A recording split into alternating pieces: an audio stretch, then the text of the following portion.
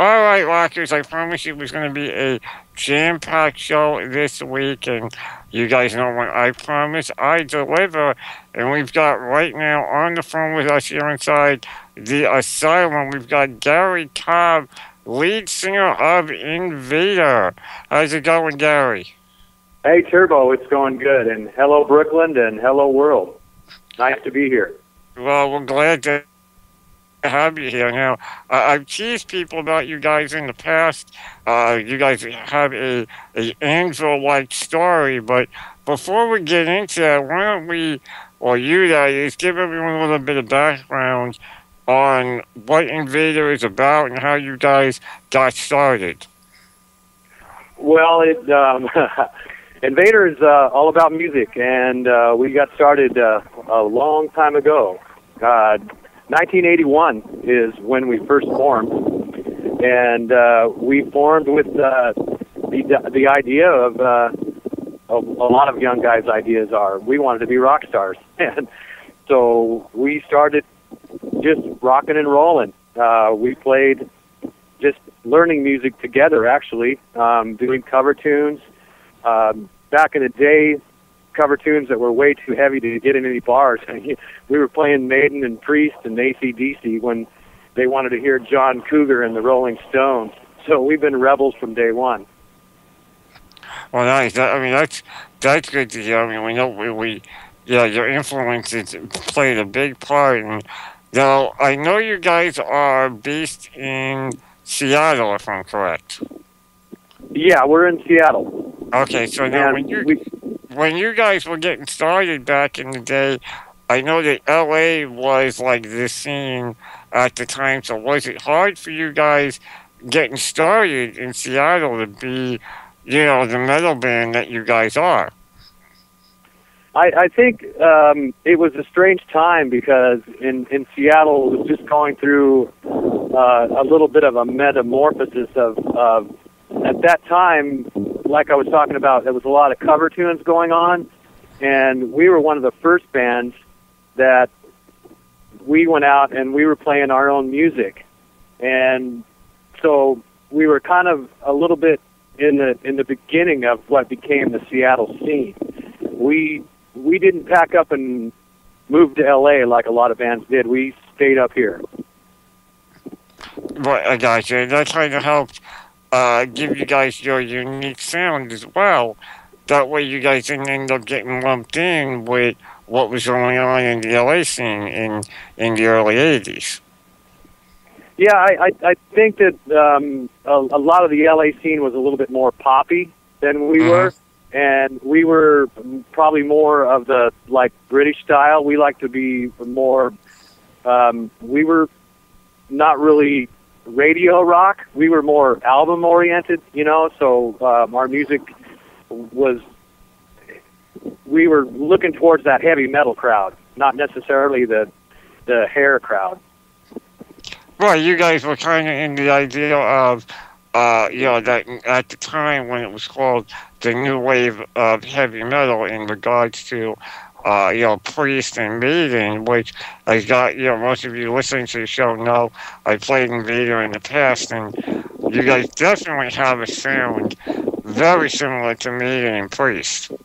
Right. Yeah, as opposed to being glam metal, we were British steel, if you will. Not to steal from Priest or anything, but that's the type that we liked. Well, you guys were an American version of British Steel. Exactly, and that's who we grew up listening. I mean, not grew up because they were not that far older than us actually, but we started out listening to Iron Maiden and Priest and that style. The Scorps, early Scorpion, and a lot of the bands like that. Accept was pretty big back in the day. Just hard rock and metal groups. I mean, even Metallica was just beginning back then. The speed metal part was just starting to form. So we were definitely a European style metal and are. Well, now, how long did it take you guys in the Seattle scene to finally start getting, some recognition because obviously, you guys stayed in Seattle and you've told us that the sound at the time that area was looking for was nowhere near what you were playing. So you guys obviously, I'm assuming, had a little bit longer of a time before it really blew up in the clubs for you guys. Well, you know what? Believe it or not, when we made the transition from cover tunes to our own music, it was pretty smooth because we found out about this Battle of the Bands in 1985, and I happened to know I knew who the promoter was, and at the time we had only 3 original songs, and I got a hold of the promoter and I said, "Hey, we heard about you're having this Battle of the Bands, and why don't you? We'd like to try out. Why don't you come over and we'll play 3 songs for you?" And we played those 3 songs, and we made the audition, and he said, "Right on." And so we played in this battle, and it started in the summer. So from that point on, we had to dedicate ourselves to writing enough music to play the 30-minute set. Well, as it turned out, we won the battle. It lasted all summer long. We took first place. It was really quite cool. And, as a matter of fact, one of the first bands to drop out had a lead singer named Lane Staley, and I remember that because their band was called Sleaze, and Lane Staley came out and said, "We are Sleaze, and so are you." And they lost in the first round. Of course, he ended up having a career with Alice in Chains, and the rest of the people. But we went on to play a little bit in the Seattle scene. So, you see, there is something that many people would not know, and how admittedly I didn't know. Who would have thought that years ago, you think of a name like Lane Staley and Alice in Chains, and you figure they probably had it easy going around, and here we are finding out years later, Invader beat Sleaze, fronted by Lane Staley in a Battle of the Bands. Yeah, he was like 16, I think, at the time. So it was the very beginning of his career. And there was some other musicians in a band called Slaughterhouse Five that ended up in a band called War Babies, which was floating around in the early 90s, late 80s, I guess, that made some noise. And we just kind of we were close to getting signed back in the day, and we had Capitol Records looking at us, but then Nirvana hit, and like you said the other day, Nirvana and the grunge scene hit, and things kind of went a different direction, especially for metal. Wow. So essentially what happened was you guys were right there pretty much pen in hand, ready to sign, and Nirvana happens, and essentially the record label forgets about you guys. Pretty much. That's kind of what happened. I mean, Capitol actually had come to 2, maybe 3 of our gigs, and they were loving it. The A&R rep was just digging it, and we were like thinking that we were on the edge of stardom there. And literally overnight, it was the new sensation with all these bands were getting signed, bang, bang, bang, bang, and grunge just went exploding. And next thing you know, it's like the phone was just not ringing anymore. Now, I gotta ask this. I know there are many people, within the metal scene that, they look at bands like Nirvana and Alice in Chains, and they essentially go, "Oh, they killed metal. It's not metal. It was never metal." Now here we go years later, and everyone refers to Alice in Chains and Nirvana as metal. Now, fans come down on those bands and say, "Oh, they killed it. They ruined it. They did this." Now, your angle is they, in a way, stole a contract from you guys, and you know, I know everyone's all about the music, and yeah, everyone, but do you guys hold any animosity in against bands like Nirvana and Alice in Chains for essentially coming out of nowhere and you're taking your shot, or yeah, I mean, what was your feeling then and even now, looking back? I don't know. It's hard to say. I guess back then, you know, there was probably some anger, just because the you would think that being in the prime time for at the prime city back then, you know, Seattle's rock and you know, it was a lot of envy, I suppose, just because, you know, hey, we felt we were a world class band and our music was could stand up to anyone, and you know, I think that maybe that's why it's happening today, because the world is so much closer with the internet and social media. It's brought everyone closer, and I really believe that's what, you know. So you know, we weren't jealous or angry at them, because it really, I think that it was a management thing. We kind of signed a management contract that worked out. It helped us to get the CD recorded, but it kind of hurt us as far as the business goes. And that was really as much a part of anything. If we would have had decent management, we would have been able to escape the Seattle scene and get to where we needed to be. So now you guys essentially, now you said you guys had the CD recorded. You guys got that recorded, but it never was, I guess, officially distributed. Correct? That is correct. We paid for it all on our own with funds out of our own pocket, and the recording deal was part of a management deal, and so that's how we got it done. The owner of the studio was also our manager, so that's how we got the recording. We were able to afford to get the recording done, and yeah, so we got the recording done, and he was supposed to go out and sell the CD, and he just never did. He dropped it, and so essentially that's a big reason why we split up as a band. It was kind of more of a business decision than anything. We were stuck in a contract that we couldn't get out of, so we broke up. Gotcha. I mean, really, what better? You hate to see something like that happen, but when it's the only way out, you guys don't really have a choice, especially considering the way the industry was going. You guys were essentially a novelty act before you even became a headliner. Yeah, I mean, time passed us by, and unfortunately, we 2020 hindsight, we probably should have maybe moved to Europe. I mean, we should have moved to Germany back then.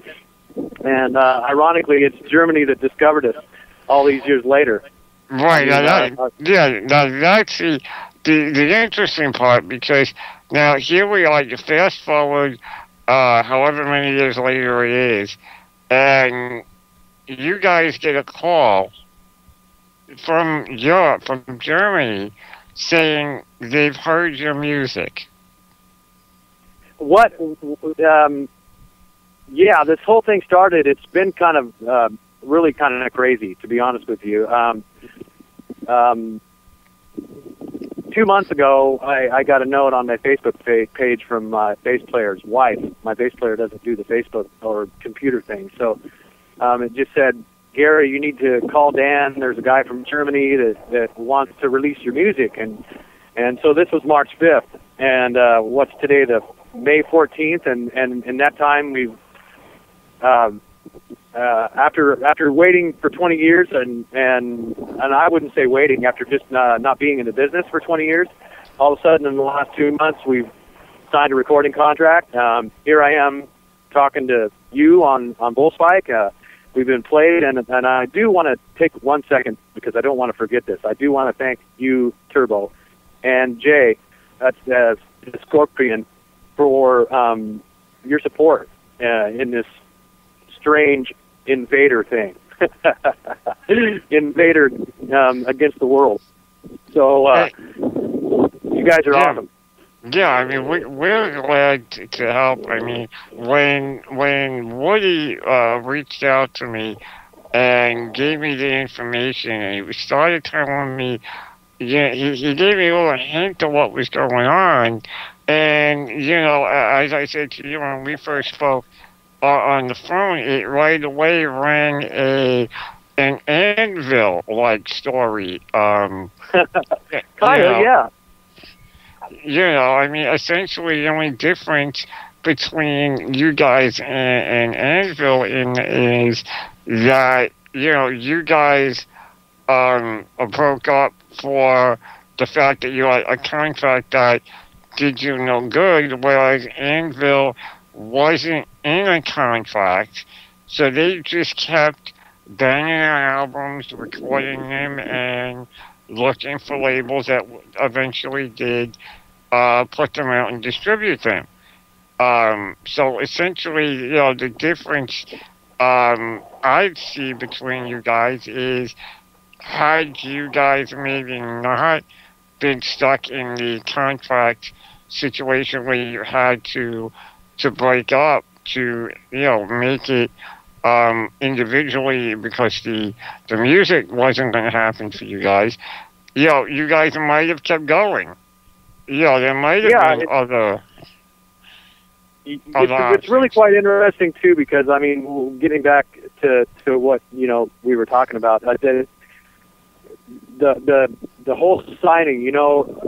We did the CD and it just refused to die, and the music was what stayed alive, and that's why you and I are talking right now, and a big part of me is that's a fulfillment. It's a validation of what we did. I mean, as a songwriter, I mean, to have your music floating around, I mean, would I have? I mean, I'm happy with my life. I'm really happy. I'm going to get married this year. All kinds of good things happening to me, and this band thing is kind of crazy, to tell you the truth, but it's really fulfilling.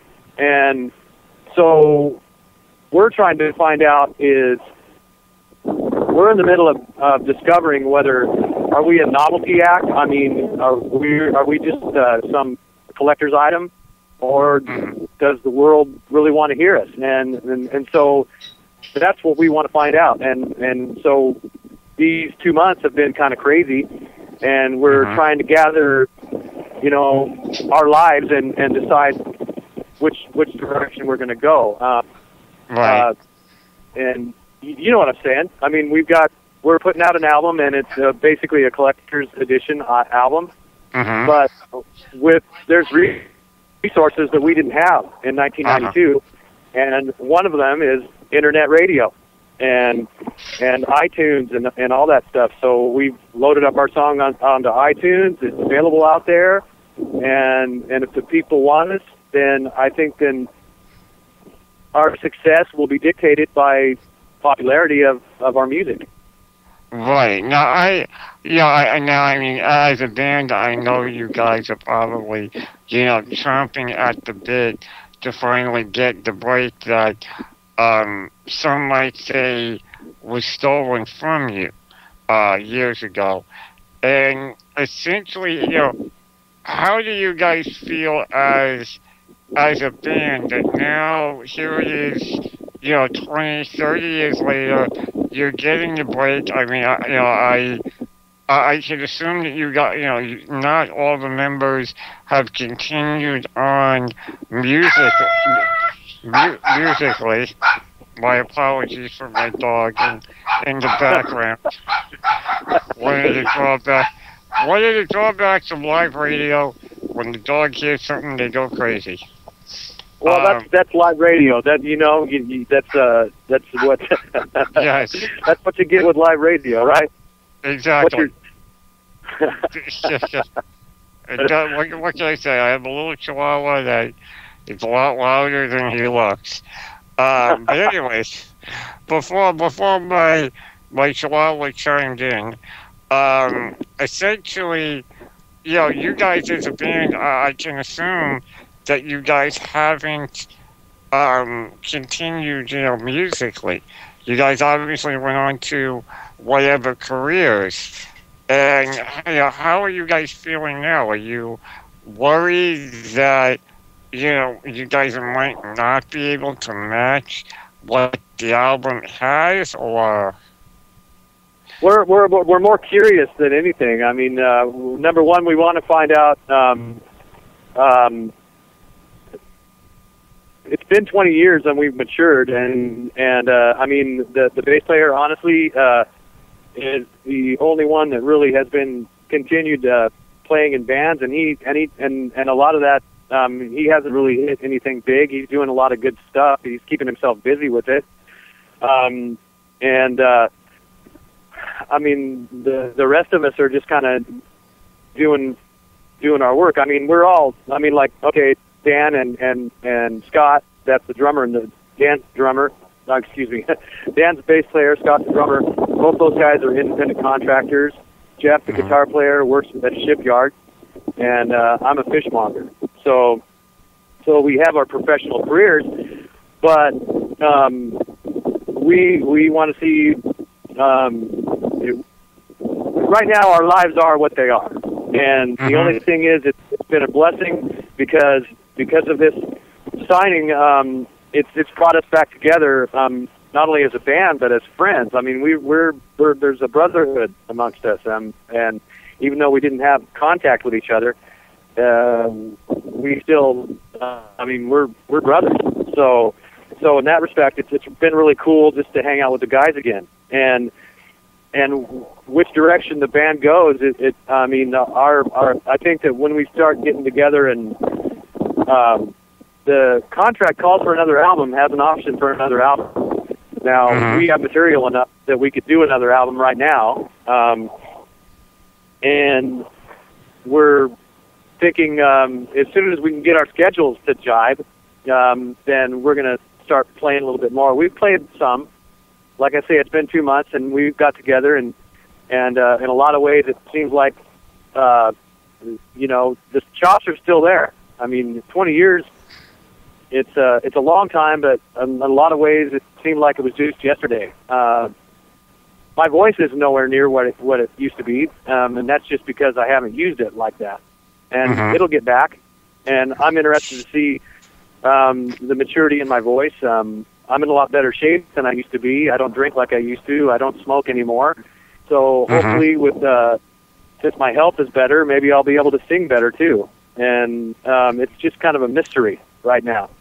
But I think too, one of the things on your side in regard to being a singer that others have kind of realized now that some of the bands have been around, over the years, everyone got so used to how, Rob Halford sounded on the albums, and Vince Neil and the Motley Crue albums, and, no one really thought about it then, that years from when they were recorded, age does take a factor, and no one thought then that 20 years later, everyone would be going, oh, maybe we should downtune a little bit. And I think now what you guys have on your side is, when the story gets out that this album essentially was made 20 years ago, there's going to be that little voice in people's heads going, okay, we know we got to expect them to have it, but yet we can't expect the exact vocals due to time. And I think that would be something that would play in your favor. Yeah, and when you it's our music, and so I mean, whatever we do when we do play live, number one, I mean, that's months ahead of time now anyway, and I'll be able to do what I can do. My voice is there. I'm not sure about the high registers yet, but the guys are kind of taking it in a positive note, and what we're looking at is maybe this is a good time to write music because my voice will be different just because until it gets in shape, I mean, I can't hit those double high C's, you know. So that doesn't mean I'm not going to be able to, and I'm kind of confident that I'll get back to the way I was now. And I don't think that in the future that you'll be seeing Invader on a world tour where we're playing 200 dates. I think that what would be optimum for us is you know, that things go well, and we want to get to Germany because that's where our record contract came from, Germany, and there seems to be major interest in Europe. It'd be cool to come to New York and play in one of your shows to give back to you guys for playing. I mean, it'd be awesome if we were one of those bands at the Tattoo Lounge 6 months from now or 8 months from now. It'd be awesome.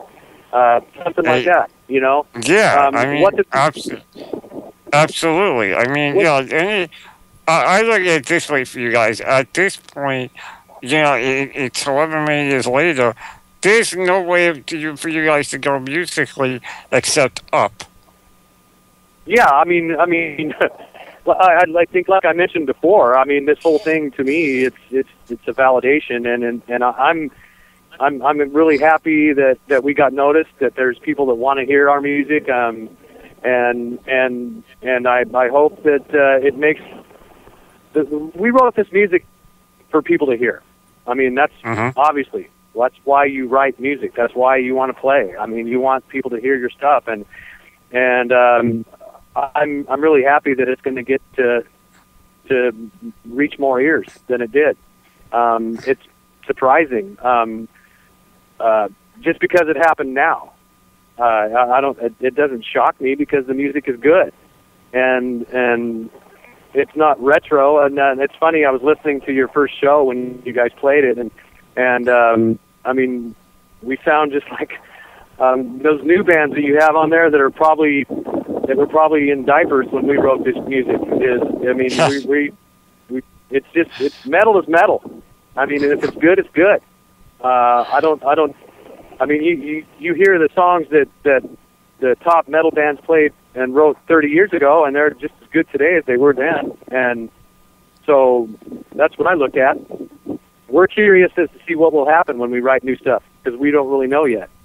And we're excited about that. Now, and have you guys gotten any feedback yet from the album that is on iTunes? I know it's been there for a while now, and I was just wondering if you guys have gotten, you know, outside of Europe, you know, in particular Germany, have you guys gotten any feedback from anywhere else yet, or even the States? You know, it's been it's funny because I check all the time on our through our company. It's been 26 days since we uploaded, and we haven't heard anything yet. So that's kind of, to tell you the truth, it's kind of driving me crazy. I mean, I'm stuck between I'm going to be a rock star and nobody really gives a, you know. Yeah. But we're curious to find out. You know, is the world going to download? If somebody besides my nephews and a couple of people that I know of, or is our music going to get out there? It's a mystery, and I'm looking forward to the answer to that. Well, I can definitely tell you, and you know this for a fact because we played it, we downloaded it, so you got at least one person other than family that had no hesitation, you know, in downloading the album. I'm probably being a little bit hard on myself in that respect because I'm no fool. I mean, you and Jay have played us on your show, and you want listeners to listen. Now, if there must be something to it, and I would probably be a lot less excited. I mean, we keep playing the music and people keep liking it. I have heard nothing but positives. And people don't have to tell me positive things. I mean, if it was no good, I'd hear it from somebody. So, because there's so many different tastes in the world and there's so many different people in the world, I think there's room for us out there. Oh, I absolutely. Agree completely. I've always said, and continue to do so, with that the genre of rock and metal is a genre that always appeals to the next generation. It does not get stuck with a certain generation or a certain group of age, people. That there's always a new generation, a new set of ears discovering it.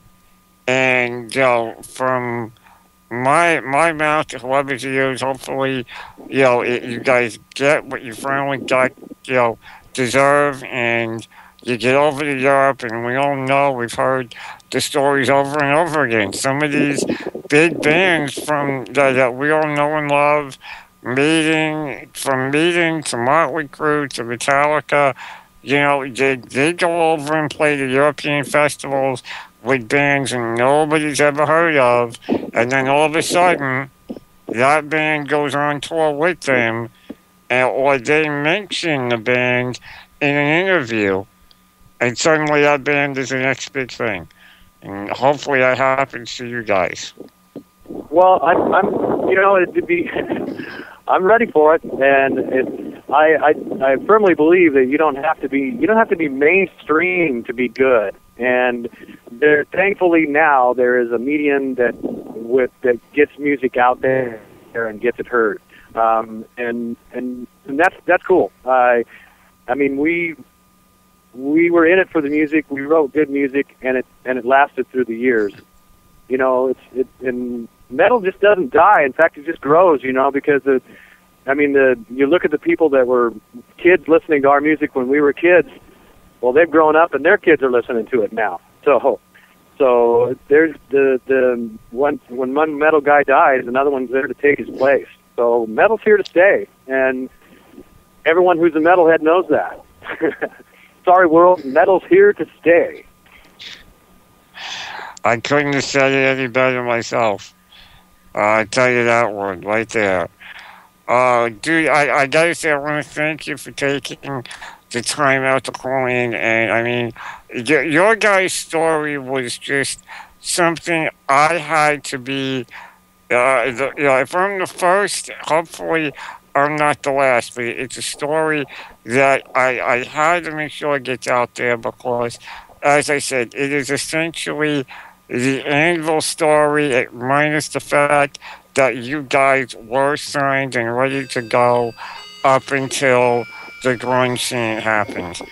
And, it's got to get out there, and, people, the album is out there, it's on iTunes, it's Invader, it's a black album with the word Invader in red on there. If you have trouble looking it up, you gotta know what you're looking for. I've noticed there's a few Invaders out there, so don't be confused. I mean, the Invader, the lead singer for Invader that you're talking to, you're looking for a black. It's a simple album cover, black with red writing, Invader. Also, we got a Facebook page. Look for us on Facebook. In fact, I'm with my guitar player today, Jeff, and we're working on our web page. Awesome. So we're gonna have that up, and there's videos out there on YouTube.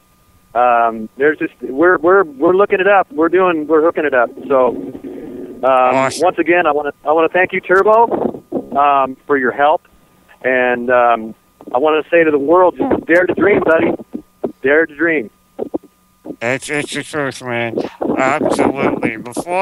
Before I let you go, there's just two things I ask of everyone when they spend time with us here inside the Asylum on BullSpikeRadio.com. The first is, let me ask you for a request. I will play that right as we are done with this interview. Well, how about some Priest? Off the Painkiller album, there's a particular song I kind of like called Nightcrawler. Nightcrawler. Beware. Definitely. Beware, man. the feast is black. Definitely, man. I can give you that one. And also, before I let you go, let me get a station promo from you just say who you are, the band you're with, our station, BullSpikeRadio.com, and hey, feel free to get a little creative and have fun with it. All right. Hello out there. This is Gary Cobb, lead singer for the heavy metal band Invader from Seattle, and you're listening to Turbo on BullSpikeRadio.com. Turn it up. All right, man. Thank you so much for taking the time out. Here you go again. By request for Gary Cobb, Nightcrawler from Judas Priest from the Painkiller album. Good night.